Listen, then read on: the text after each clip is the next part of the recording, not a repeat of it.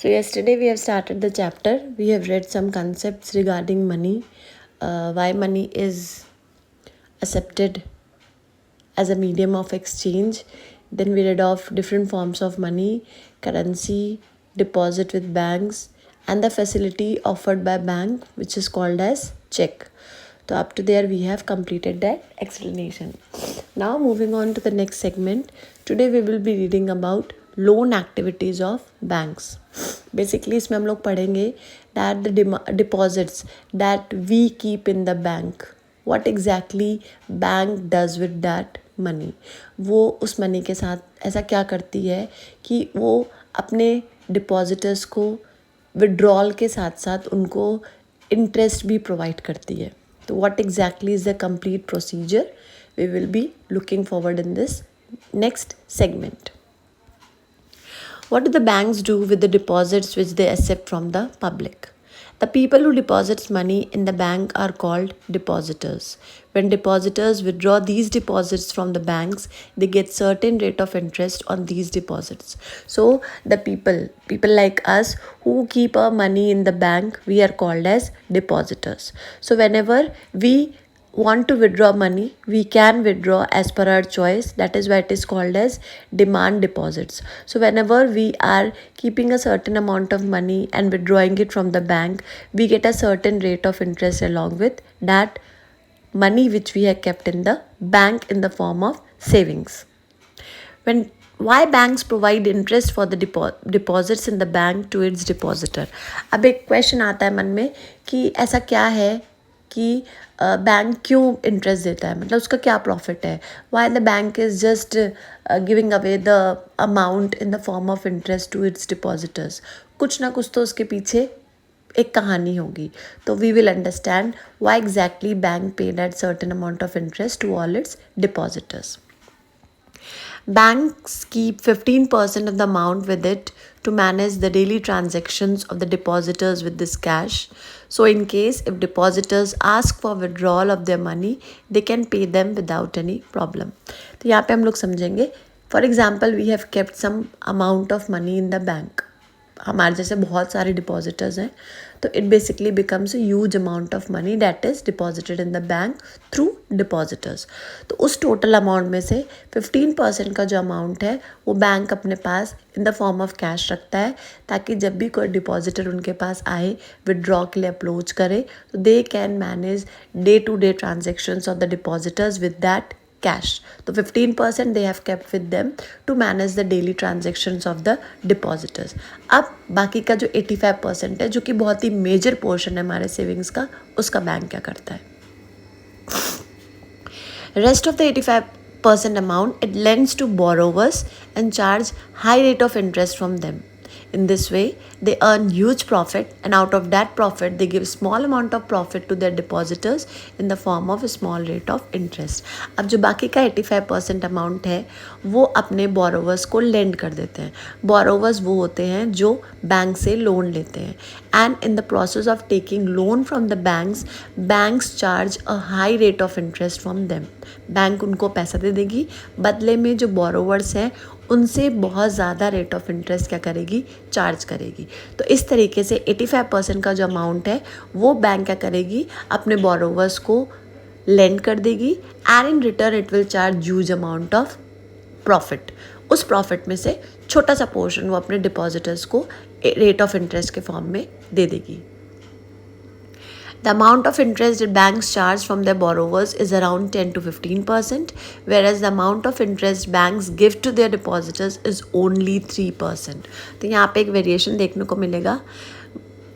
वो rate of interest जो bank अपने बोरोवर से चार्ज करती है when they take loan from the banks, it is around 10 to 15% annually. ठीक है.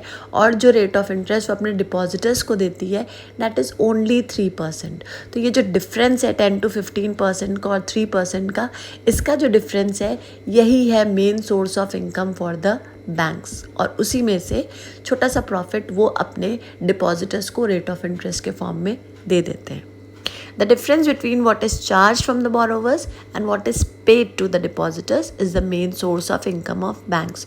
तो क्वेश्चन आ सकता है कि how do banks earn money? What is the main source of their income?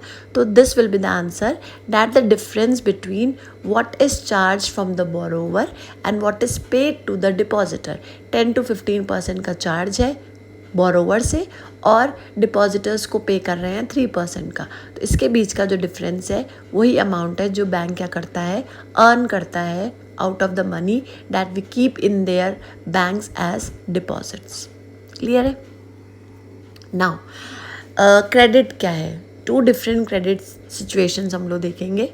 Credit basically एक सिंपल टर्म है उसके लिए लोन. जब आपके पास पैसों की नीड है, you are in dire need of money, आप किसी से ले लेते हो, उधार ले लेते हो, कभी फ्रेंड्स, रिलेटिव्स, या you are taking from a formal source of credit, bank से, कोऑपरेटिव सोसाइटी से जाके आपको सर्टेन डॉक्यूमेंटेशन कराने पड़ते हैं, रेट ऑफ इंटरेस्ट आपको फिक्स करना पड़ता है, कभी कभी आपको बदले में उसके लिए कुछ रखना भी पड़ता है, उनको कोलैटरल बोलते हैं.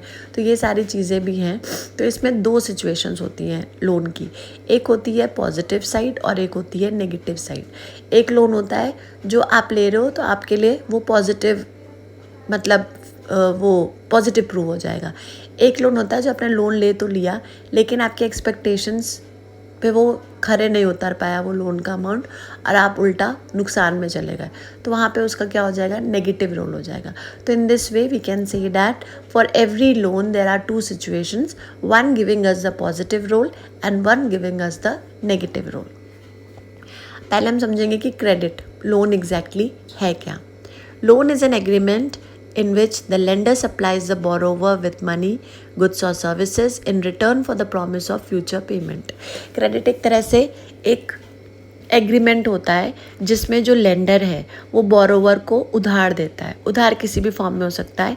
इट कैन बी इधर इन the form of money, goods और सर्विसेज, और जो बोरोवर है वो उसको प्रॉमिस करता है कि वो उसको फ्यूचर में क्या कर देगा, रीपे कर देगा. इसको क्या बोलते हैं, क्रेडिट बोलते हैं. सिंपल लैंग्वेज में we can call it as a loan. अब 2 सिचुएशंस होती हैं क्रेडिट की, एक होती है पॉजिटिव और एक होती है नेगेटिव. अब इस पॉजिटिव और नेगेटिव को समझने के लिए we have to read 2 stories. One story is of Salim who is a trader and other is a story of Swapna who is a very casual farmer. So let's read the story. Story of Salim. Salim has received an order from a large trader in town for 3,000 pairs of shoes to be delivered in a month's time. Salim obtains loan from 2 sources to manage expenses. First, he asks the leather supplier to supply leather now and promises to pay him later.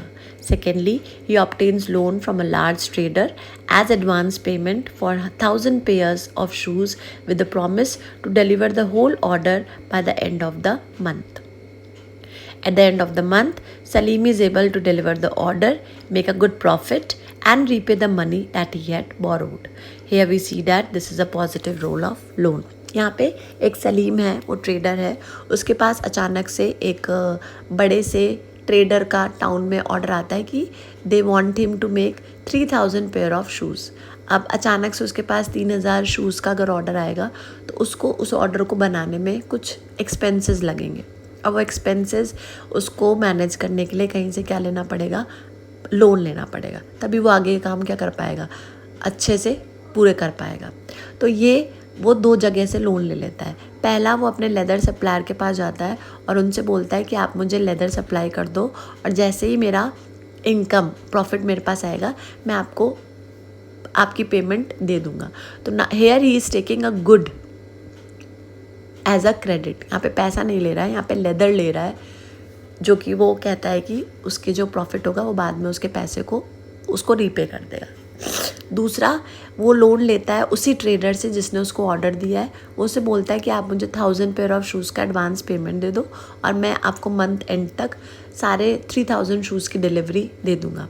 तो large trader उसको उसके promise के शर्त के हिसाब से उसको 1,000 pair of shoes का पेमेंट दे देता है.